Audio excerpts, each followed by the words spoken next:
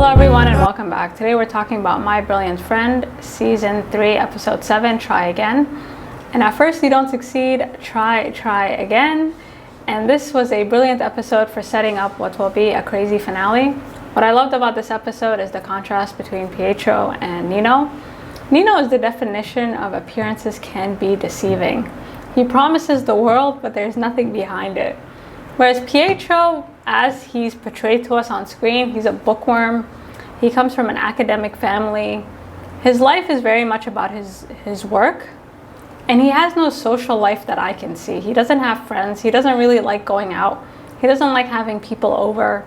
And I think for Pietro, he just doesn't understand what he needs to do to create a more emotionally satisfying marriage for his wife. Like, he doesn't know what he needs to give. Like, there's just a total disconnect. And so watching them side by side was just like night and day. And Elena could not have been happier. She was smiling ear to ear. She was a little too joyful. Her husband noticed. Everybody noticed.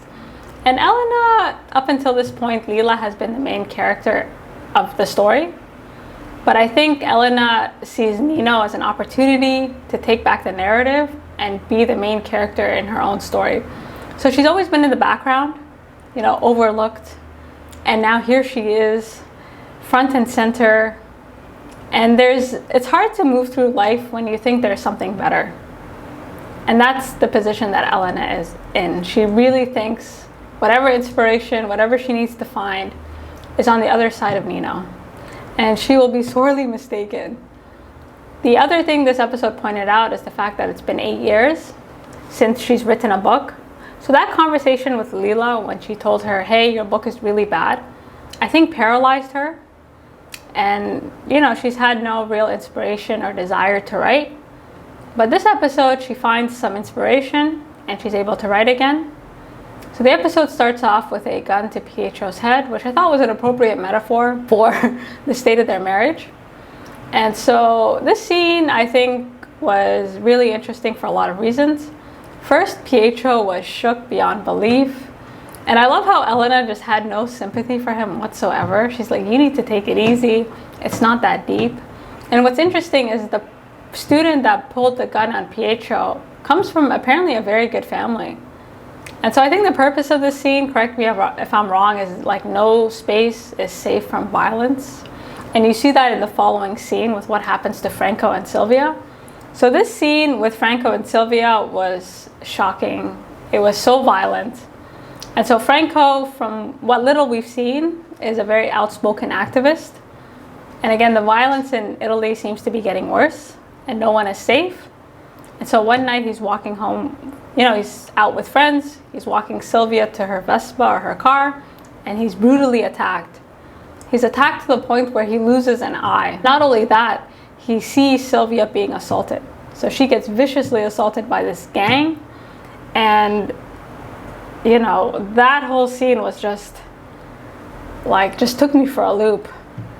And so after hearing about the attack, Elena takes her children, because she's sick of Pietro, and she goes to visit Franco to see how he's doing. And so it seems like Pietro's sister is seeing Franco, like they're in a relationship.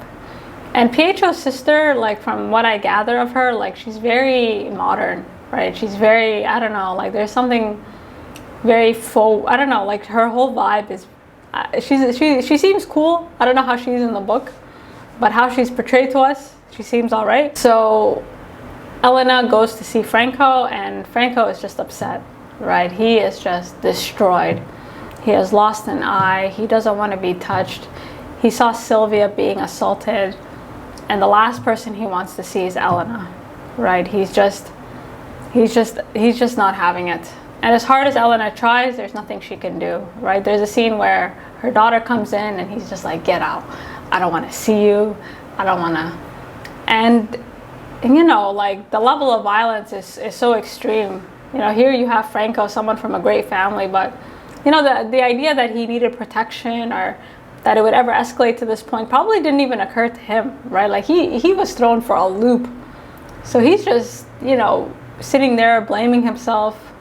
Elena does her best to comfort him, but there's very little she can do.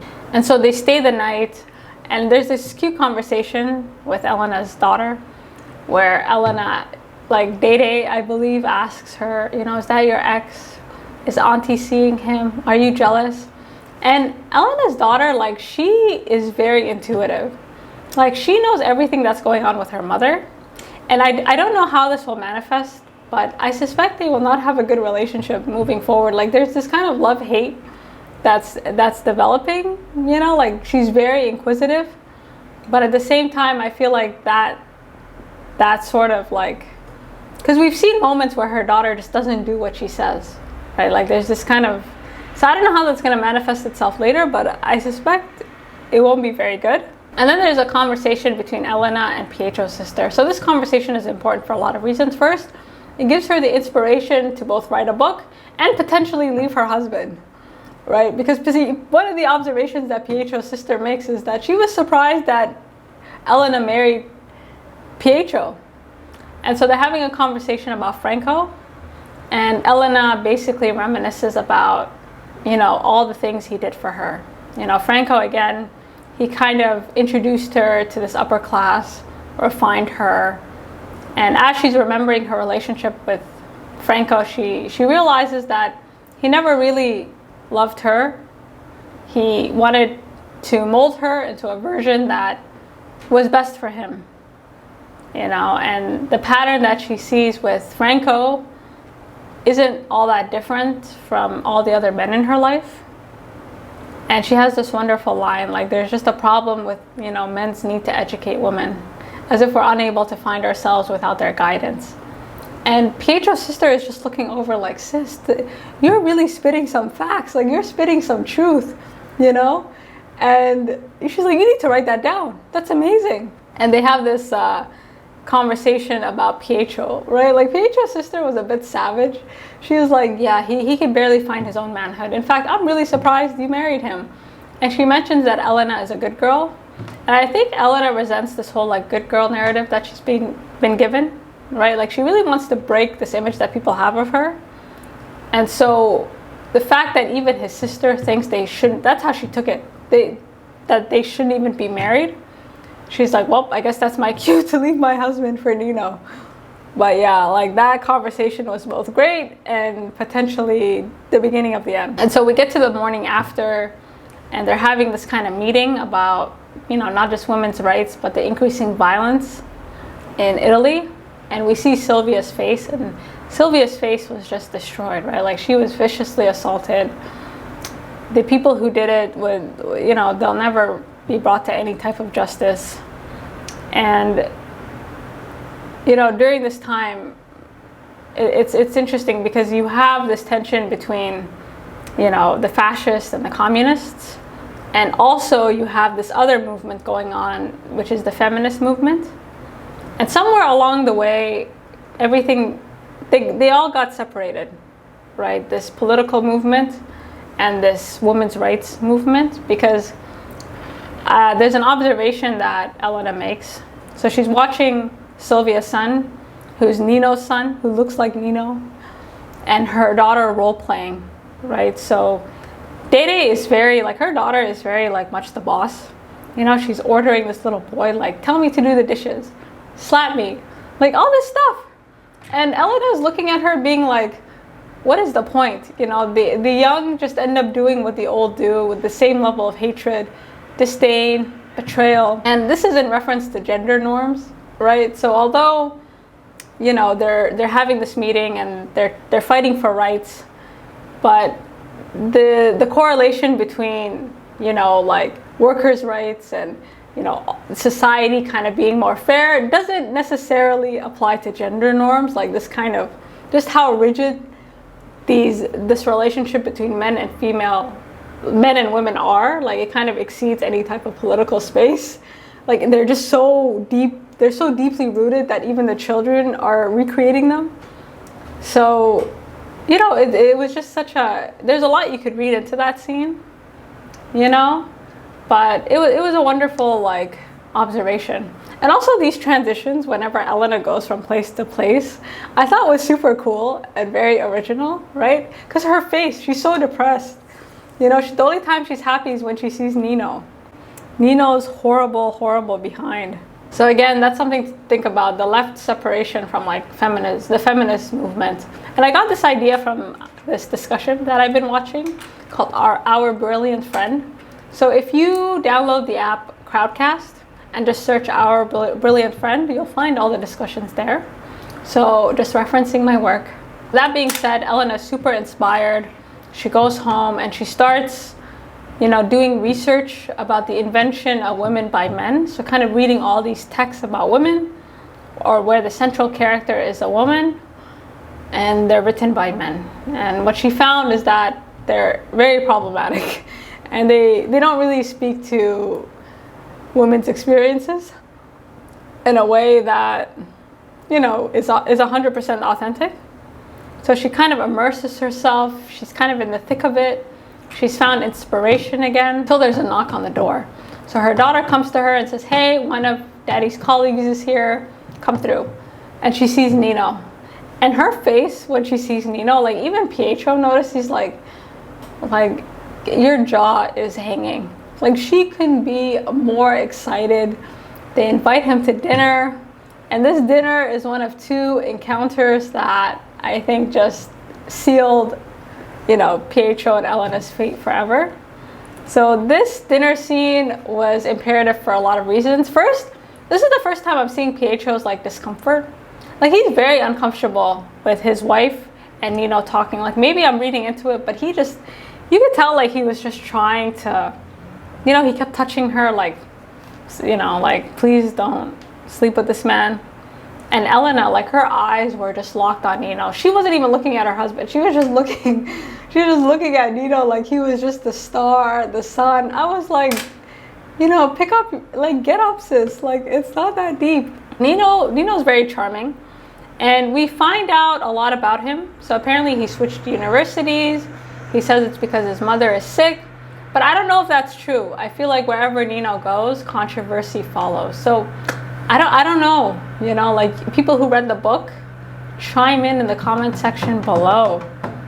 And he's very like pro Elena, right? Like he's portraying himself as the modern man, right? He connects with the children. He offers to clean the dishes, you know, to the point where Pietro has to help so he doesn't look like a total dickhead.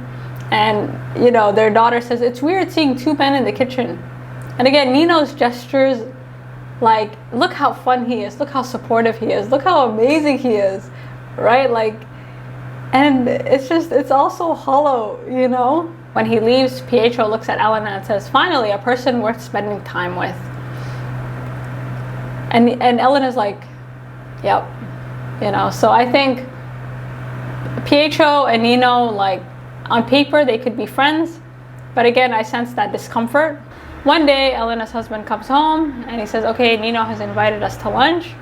And again, here are some signs again of Pietro's, like, some of the problems with Pietro, right? Because at one point, Elena says, how come we never go out? So again, I don't think Pietro really understands, like, what he needs to do on his part to facilitate an emotionally satisfying experience, right? Like, she can't just be home with the kids. Like, you got to do something. And so they go to lunch with Nino, and this whole lunch was a disaster for many reasons. First, Nino just scolds Pietro, right? He scolds him out of his mind. Pietro is once again just horrified by this man. And so they get to dinner, and they get to lunch, you know, it's this beautiful setting. And Nino automatically, he has so much interest in Elena. He's like, so what have you been doing? Your first book was brilliant. Like, he showers her with compliments, something that she's not used to from her husband, right? Like, he's just not the type of guy to shower people with compliments. But Nino is. And Elena kind of reveals her new project, and she's like, yeah, I'm working on something, you know, the invention of women by men. I don't know what it is yet, but here it is. And then Nino says something that pretty much gives us a glimpse into how he thinks. So he kind of discusses this reading he did called, you know, The Fictitious Realm of Women. And he said the fact that women are treated like queens, it's an illusion, because the promise of pleasure revolves around women. And he admits that love is a game. It's a lie, but it's not a bad lie. You know, it's a tool for refinement. It makes everybody better in the process. And it's this quest for pleasure that justifies this double life. And I don't know if that's his way of justifying his bad behavior, you know, like breaking hearts. You know, he's like a professional homewrecker, you know, like, so as he's talking, you're like, now we know what you think. Then he goes further. You know, he says a society that smothers women with housework and children just tortures itself.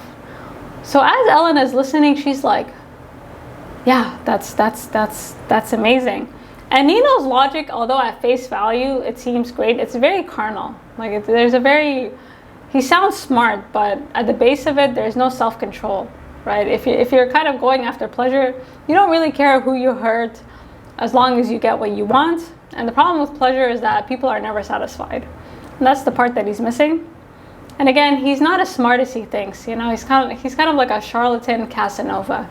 You know, the appearance is amazing, but when you read between the lines, something doesn't add up with him. And Pietro, his response wasn't that great, right? He basically, you know, they get into a discussion about why is it that Elena can't do her work. You know, Nino's scolding him. He's like, why don't you give her time to do work?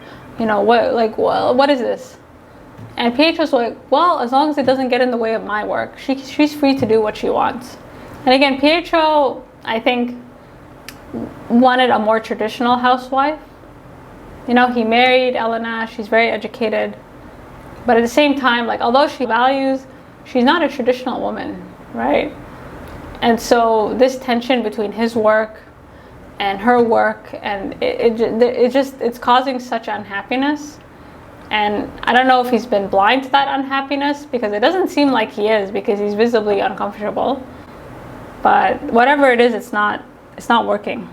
So during this conversation, they're having a blast, and Pietro offers Nino, like, listen, next time you're around, stay over. And Elena, like, at one point, I think Nino leaves the table to take the bill, and she's like, you need to consult me before you invite people over to our house. But it's like, why are you acting so upset? You know, I think Pietro said it the best. He's like, I thought you would like that. So again, I get the feeling like Pietro, he knows that his wife isn't 100% faithful, but he kind of deals with it, hoping that, you know, it goes away. But this is not something that's going to go away. Okay, so this lunch leaves Elena on a high. She's happy. She's excited. She wants to finish her book, so she'll have something ready for Nino the next time she sees him. But of course, Nino disappears, right? Like, he doesn't call again. She doesn't know where he is. And then she finds out later that Pietro and Nino have been talking, but Pietro didn't tell her, right? He's like, why are you so interested? And so this leads us to our final encounter with Nino, which was just like the most cringe encounter of all.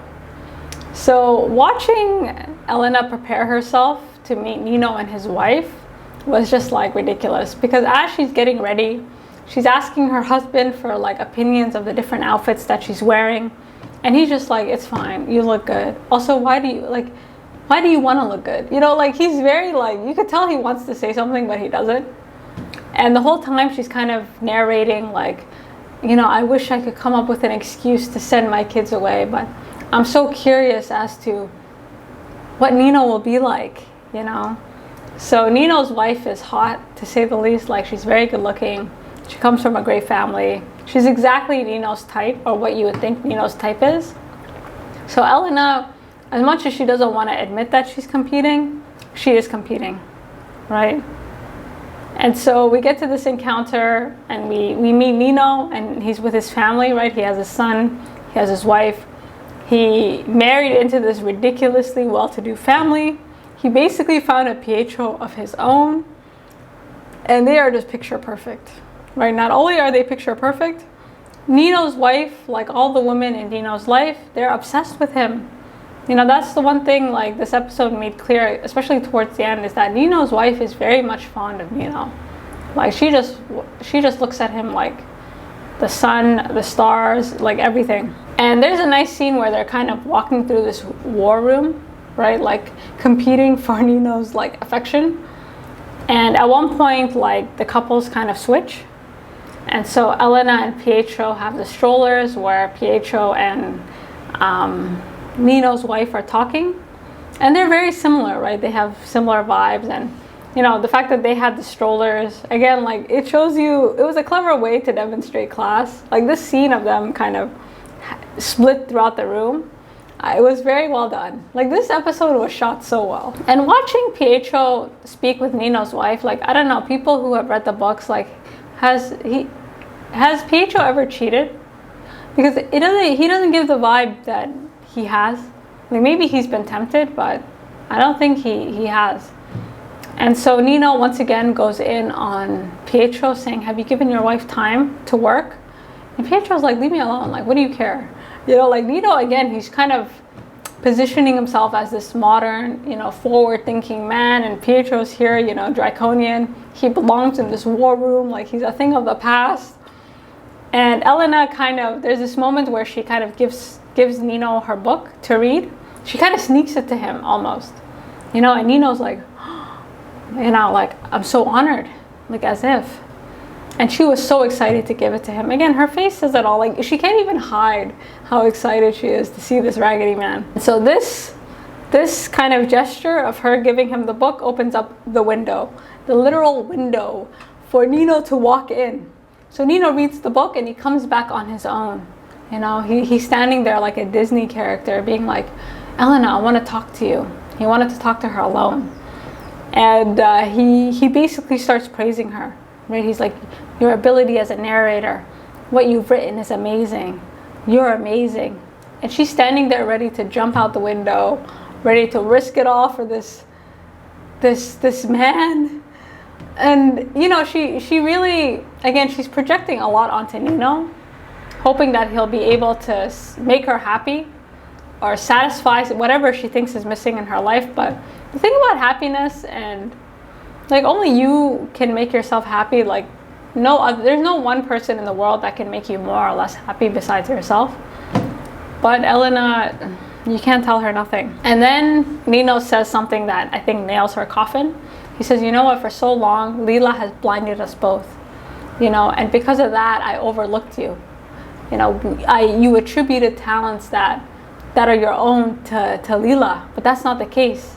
You've always been the one. You've always been the most talented. And I was just looking at Nino like, listen, the fact that you're here without Pietro's knowledge, like he's so slimy and so snaky.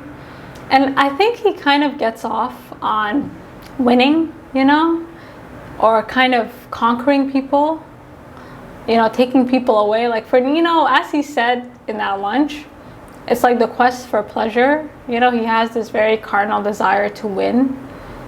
And it's very short term, you know, even if he gets Elena, there's always going to be somebody else for him to get. Like it's never ending with someone like that. So this encounter is kind of understood as their own little secret. You know, no one says anything. And her daughters, I'm sure, are like. And so this takes us to the end of the episode when she meets up with Nino's wife for some shopping. And this shopping scene, we learn again that his wife adores Nino. Right? She's like, I'm jealous of you, Elena, because you knew him when he was a child. I wish I could hear his voice. I wish I knew what he sounded like. Like these women with Nino, like they just throw it all away. And again, I feel like wherever Nino goes, controversy follows, right? Like he's just like kind of a Casanova. And at one point, his wife says, you know what? I trust you, Elena, as if to say, like, you know, I know that he's, you know, like I think she knows that her husband is someone that attracts women and might not be the most faithful or the most trustworthy. And so she goes in to try on some clothes, and the episode ends with an image of Lila coming out of the dresser, right? And again, all these insecurities, all these things, I like how they shot it, right? They shot it through this kind of transition from Nino's wife changing to Lila coming out of the change room. And Lila says, look at yourself. What are you doing? As if to say, like, you think you stand a chance? Go home to your husband, right? And that's Elena's insecurity, right? Like, she looks at his wife. She looks at, like, how can he ever love me? You know, because I'm nothing like these women. And that's what her inner kind of thoughts were telling her when Lila popped out. So I thought that was a great way of showing her insecurities. And so that's how the episode ends. Now she really has something to prove, right? Like now she's like, you know what, I am good enough and I'm gonna prove that. So Elena is just, she's acting like a puppet of circumstance, right? There's just no critical thinking here. Nino, again, he's just a charlatan. Like he says things, but it's just lust, right? Like you have this man, and I think everyone has an idea of what they want their life to look like, but that idea doesn't correlate to any kind of reality. And so Elena is about to throw away the life that she has for this potential life that she could have with Nino, which is all based on, you know, absolutely nothing. So you guys let me know what you think, and until next time.